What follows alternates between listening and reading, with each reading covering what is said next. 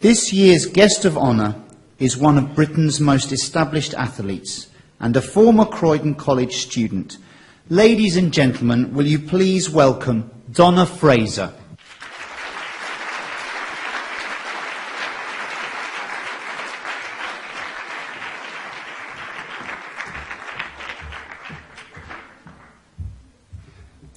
Good evening, ladies and gentlemen. Good evening. That's what I like. I was not going to run across the stage, not in these heels anyway. First of all, I'd like to thank Croydon College for inviting me here this evening.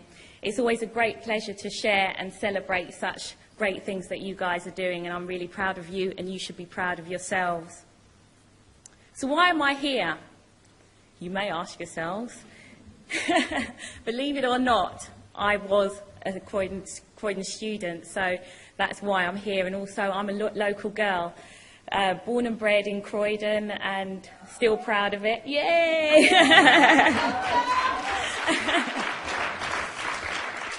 We also have something in common, obviously attending Croydon College, but also we want to achieve. I've achieved, and so have you, so I applaud you again.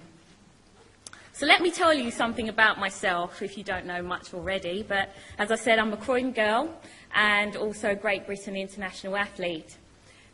Normally over 400 metres, but I would hence to say 350 metres, because usually I die the last 50 metres of it.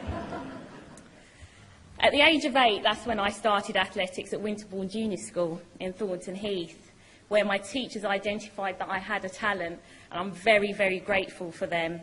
And my sister's in the audience, so obviously I have to thank her also, because back in the day when she was at school, I'd use her spikes and stuff it with tissue and go out in the garden, but she doesn't know that. She does now, indeed. From then, I became European Junior Champion in 1991. And back then, that was a huge achievement, simply because no one thought I'd even make through the rounds to make the final. So, as always, I'm always underestimated, but I pulled through at the end. And I'm very proud of that. That was my first junior international medal. As you may already know, I've attended several European championships at senior level, as well as world championships. And obviously the ultimate Olympic Games, where I've attended 4 Olympic Games, which not many athletes can say so. So, again, I'm very proud of that. And I know Croydon are as well. I'm sure some of you are most probably well aware of my claim to fame, which was the Sydney Olympic Games, possibly just the last 150 actually, because I was well out of shot beforehand. And if you've seen that race, you will know that obviously Cathy Freeman came first, and I narrowly missed out on a medal and coming fourth. And I hope there's not too many youngsters in the crowd, but literally I came fourth by a boob. So I wished I had that boob job several years ago. And I often do say, actually, that I should stuff my crop top, but I think oranges might be a little bit heavy around 400 metres. Anyhow, that race was, at the time, I was devastated coming fourth. As you can imagine, as in athletics terms, they usually say fourth place is the first loser. And being so close, I'd almost rather had come fourth, but a few metres back. But, you know, at the end of the day, the third place medal went to my teammate, Catherine Merry, and also my training partner that year, Cathy Freeman, who I was lucky enough to train with that year, which was a fantastic experience, training with someone who's the best in the world, and just seeing how she works, how she approaches training, etc. And, you know, likes of myself, having that opportunity was just fantastic.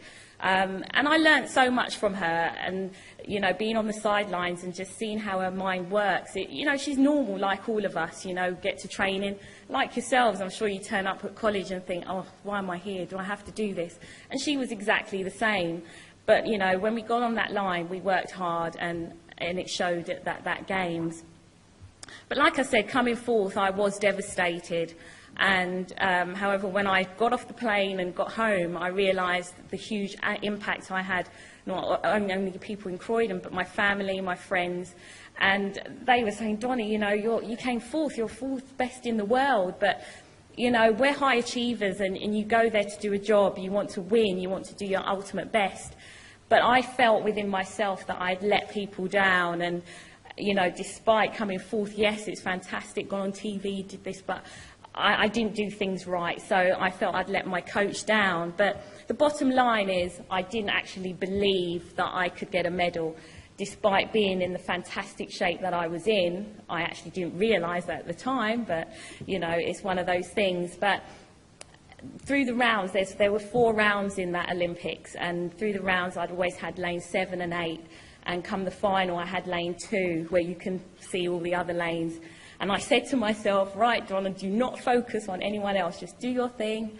Well, of course, Donna was on a beach the first 300 metres, and I was thinking all sorts, and then I realised I was dead last, and the rest is history. So if you did see that race, you'll see the last 100, Donna's leg coming into the camera. So, again, you know, I would take that race any day, and running the time I did, I would definitely love that nowadays, now I've moved on. But what I would say is, to be a successful person in life, you need to believe in yourself, and that was an ultimate learning curve for myself. I believe a high percentage of success is your state of mind, and if you haven't got that right mindset from the beginning, then things is only going to lead to failure, hence my 400 metres in Sydney. I'm sure there are days that you do turn up to college and really don't want to be there, but, you know, you've got to set out from the get-go and believe that, yes, this is what I want to do, I want to achieve, and just work hard for it. Only you can change your mindset.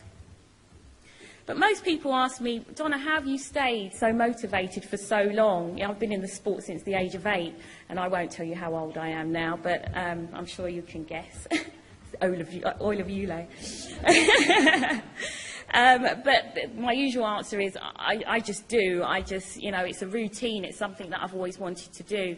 But if I was to really think about it, it goes way back to 1984 when I was in the sitting room with my sister watching the Olympic Games in Los Angeles, and I thought, I want to be there, you know, I've got to make it, I've got to do it. And when I think about it now, maybe I should have said, not only do I want to get there, I want to win a medal, because I haven't won a medal at an Olympic Games. I've been close, but I haven't quite done it. As I said, I've been to 4 Olympic Games, but sadly no medals to show for it. But I keep going simply because I want to fulfil my potential. I believe I was given a talent, and I need to use that until the legs fall off, literally. Because I think athletics are getting fed up of seeing me. When is she going to retire? What has she done yet? But for me, as long as I'm still enjoying it, I will continue.